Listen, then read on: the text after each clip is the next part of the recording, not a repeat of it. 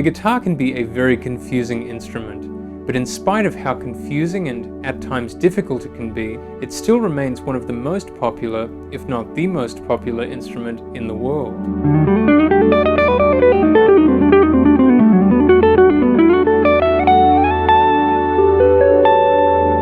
Though it may have some very appealing chords in the open position that can be played with relative ease, a little bit like this one, as soon as you reach the intermediate stage of your playing where you're trying to become a better soloist, for example, you're faced with a tuning in consecutive fourth intervals, except with a major third interval thrown in between the open G and B strings, just to make things a little bit more interesting or difficult, as the case may be. It's no wonder that the guitar neck is often thought to be quite hard to navigate, especially when you're trying to craft improvised solos. So today, I'd like to discuss 3 problems that I've observed guitarists experiencing when they try to improvise. And these particular recommendations are independent of musical style. I've observed these same issues amongst jazz guitarists, blues guitarists, and aspiring guitarists in a variety of contemporary genres. Additionally, rather than just focusing on the problems, we're also going to look at 3 solutions to these problems that you'll be able to apply to your playing regardless of the style that you play. Have you had difficulty developing the improvisational side of your playing? Drop a comment down below and let me know. What were the difficulties that you experienced? And additionally, what were the solutions you came up with? And while you're at it, make sure to give this video a like so we can push it out to as many people as possible. And additionally, make sure to subscribe so you don't miss any of my upcoming playing videos, lesson videos, or discussions about music a little bit like this one. And if you'd like to learn my approach to playing guitar, join me at bensguitarclub.com, where you can pick up my guitar masterclasses and bundle packages, including the BGC bundle, which features all of my masterclasses in one package. A fundamental issue that I've noticed a lot of guitarists tend to face, regardless of musical style, is not having a great command of materials on the fretboard. When I say materials, I'm specifically talking about scales and arpeggios. Now, while scales and arpeggios are generally thought to be somewhat basic materials, it still takes a lot of work to learn them all over the guitar neck. For example, let's start with arpeggios. If you wanted to take an improvised solo over an E minor 7 chord vamp, one of the best ways you could do this was starting off by soloing with a G major 7 arpeggio over E minor, which would sound a little bit like this.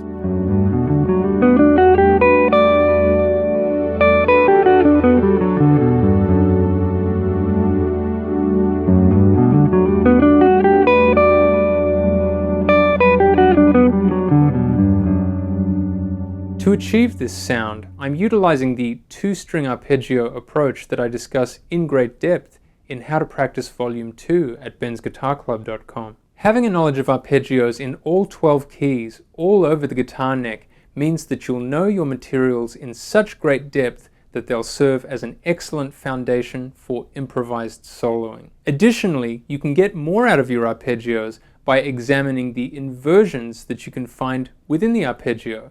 For example, if we take our G major 7 arpeggio, here's root position,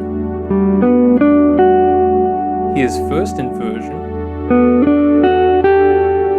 here's second inversion, and here's third inversion.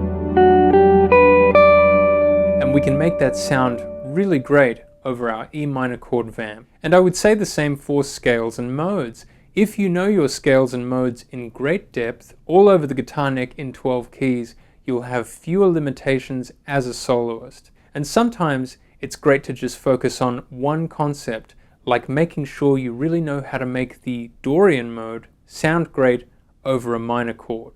Much like this, E Dorian mode over an E minor chord.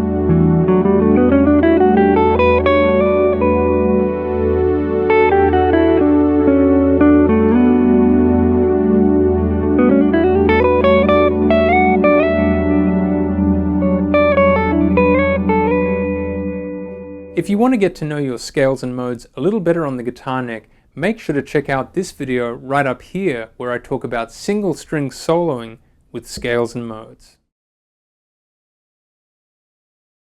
The next issue that I've observed a lot of guitarists dealing with is phrasing. Particularly, what is phrasing? How do you define a great phrase? In a conceptual sense, a musical phrase is a little bit like a short sentence with a beginning, a middle, and a logical conclusion. If you want to implement stronger phrasing throughout your improvised solos, a great guideline to adhere to is 4-bar phrases. That is, playing 4-bar phrases throughout the entire form of any piece of music. And this is something that you can adhere to regardless of style. For example, if you're developing your own jazz guitar style, you can stick to 4-bar phrases over a 2-5-1 in C major, and it might sound a bit like this.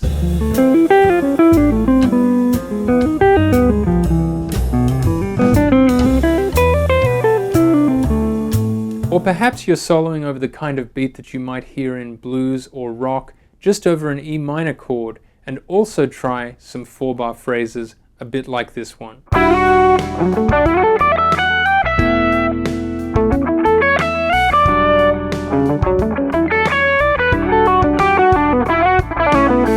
Regardless of style, you can treat this as an exercise where you limit yourself to just playing 4-bar phrases throughout the entire form of a piece of music or within the solo section of a song you're playing over, and you can see exactly how many varied ideas you can come up with in consecutive 4-bar segments.